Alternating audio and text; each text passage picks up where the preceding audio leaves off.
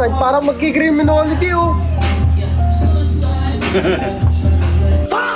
Ano, guhit na lang, daanan ng kuto. No?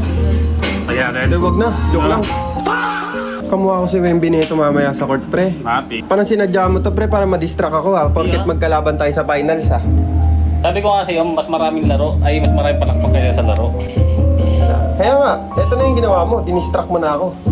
Ayaw mo, tignan mo nga oh. Ikaw yung the alien, mamaya.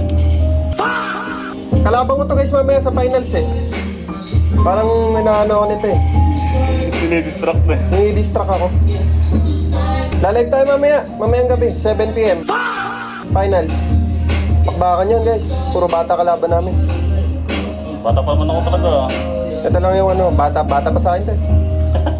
Ako din, bata pa, pero pag kinalbo pala mo, 30. Kasi sa bagay, pa 30 na rin ako, guys, eh. Huwag mo patanda ka na sa akin. Oo, lol. Subukan mo gumalaw blade to. Tangina. Dumulas, no? Gumuguhit pa naman yung blade.